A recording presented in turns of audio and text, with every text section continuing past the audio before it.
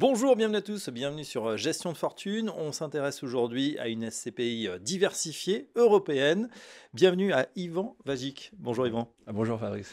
Vous êtes président et cofondateur du groupe Wimo. Et Oui. avec vous, on va découvrir Wimo One. On va faire un bilan de cette SCPI qui a été lancée il y a un an. Alors, c'est vrai que ça a été un cru assez foisonnant, 2024, au niveau des lancements. Avant de justement rentrer dans le vif du sujet, est-ce que vous pouvez nous présenter le groupe Wimo? Alors, très bien. Alors, le groupe Wimo, c'est un groupe que j'ai créé en 2017, qui est un groupe qui, à l'origine, fait de la transaction sur le logement neuf. Donc, on pourrait comparer ça à une agence immobilière qui fait l'immobilier neuf. Donc, c'est un groupe d'une quarantaine de personnes aujourd'hui, Oui. qui s'est diversifié sur plusieurs activités. Son activité historique et puis son activité de gestion d'actifs pour compte de tiers, qui est une activité agréée par l'autorité des marchés financiers. Et donc, du coup, dans ce cadre-là, on a créé Wimo REIM, Real Estate Investment Management, Oui. qui est une société de gestion d'actifs, donc qui a lancé son premier fonds, qui est une SCPI, la SCPI Wimo One. Voilà, société civile de placement immobilier qui voilà, bien connue des utilisateurs de gestion de fortune, des conseillers en gestion de patrimoine, bien évidemment. Sur quoi justement elle se focalise, cette SCPI? Alors, c'est une SCPI qui est diversifiée et qui est européenne. Donc, diversifiée, ça signifie qu'aucune classe d'actifs ne doit représenter plus de 50% du patrimoine total. Et on se donne 2-3 ans pour atteindre cet objectif. Et elle est européenne, c'est-à-dire qu'elle a vocation à investir en France et en zone euro pour éviter le risque de change. Et donc, aujourd'hui, c'est une SCPI qui est présente à la fois en France, en Espagne et qui s'implante en Italie incessamment sous peu. Oui, alors justement, Yvan, c'est intéressant parce qu'on sait très bien que depuis quelques années, eh ben voilà, c'est un petit peu la crise, notamment du côté du bureau. Pour autant, c'est quelque chose sur lequel vous allez aussi investir, puisque c'est diversifié et ça représentera peu ou prou 25% du portefeuille. Alors aujourd'hui, effectivement, le bureau représente 25% du portefeuille. Nous, on a des convictions assez fortes sur le bureau, c'est-à-dire que ce n'est pas une classe d'actifs qu'il faut jeter entièrement. Mm. Ce qui marche moins bien aujourd'hui, c'est les immeubles de bureaux de grande taille, pas forcément bien localisés, mais dès lors que vous avez un bon emplacement, que vous êtes sur des immeubles avec des services de taille, on va dire, de petite taille ou taille intermédiaire, ben en fait, effectivement, il y a de la place sur ce marché et il ne faut pas jeter le bébé avec l'eau du bain. Et effectivement, il y a toujours des immeubles de bureaux qui ont du sens. Alors nous, le hasard fait que dans notre portefeuille actuellement, on a Oui. 25% de bureaux, 75% de commerce, mais c'est quelque chose qui va être amené à évoluer rapidement dans le temps compte tenu de nos futures acquisitions. On a des locaux d'activité qui sont prévus, on a La d'autres types d'actifs, logistique. de la logistique Ouais. également. Donc en fait, voilà, on va avoir un portefeuille qui va s'équilibrer de plus en plus à travers le temps. Pourquoi c'est important aujourd'hui justement d'avoir toutes ces classes d'actifs à l'intérieur d'un même produit? Alors, pour nous, c'est important tout simplement pour disperser le risque. C'est-à-dire que lorsque vous avez une seule thématique d'investissement, bah, en fait, si vous avez, enfin, personne n'a de boule de cristal, donc on ne sait pas comment va évoluer le marché. C'est-à-dire qu'il y a à peine 5 ans, enfin, il y avait pas le, enfin, il y a eu le Covid, il y a le télétravail qui a pris de l'ampleur.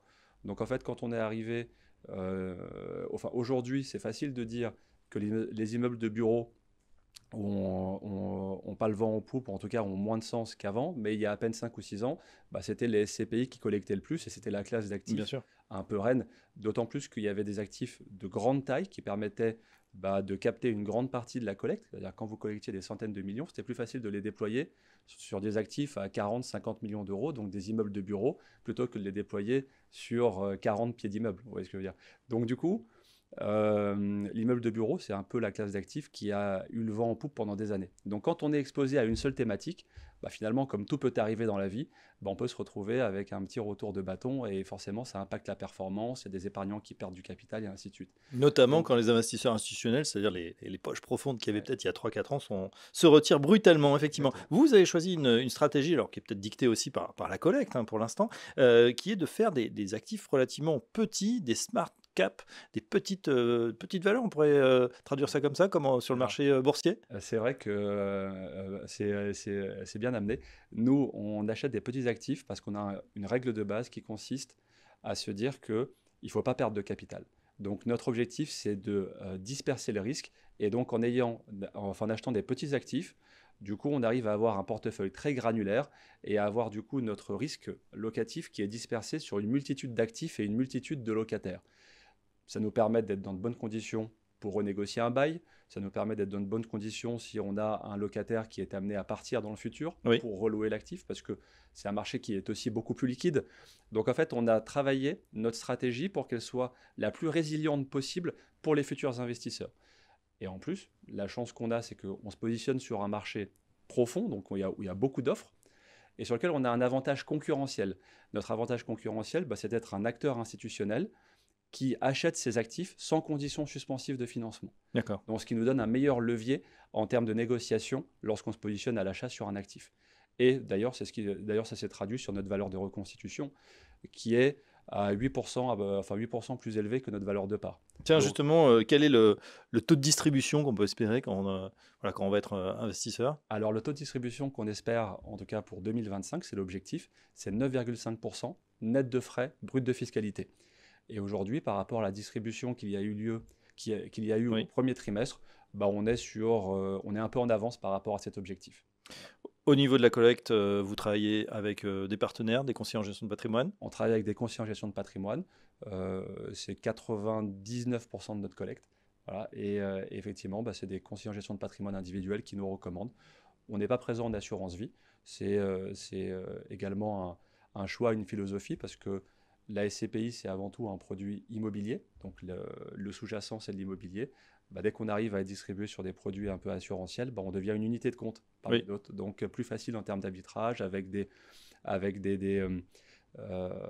clients qui sont peut-être un peu moins fidèles.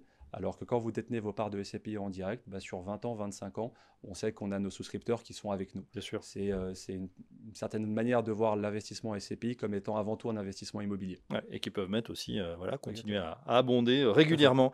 En tout cas, la rédaction et les indépendants de gestion de fortune s'y sont pas trompés puisque vous avez reçu, Yvan Vagic, le premier prix Espoir de gestion Merci. de fortune l'an dernier. Bravo à vous. Voilà pour Wimo One. Où est-ce qu'on en est pour la bougie, les 1 an qui sont Merci. soufflés? Et puis on vous souhaite évidemment une bonne continuation. Yvan Vagic, merci. Merci Je beaucoup. rappelle que vous êtes président et cofondateur de Wimo et à très bientôt dans Gestion de fortune. Merci beaucoup.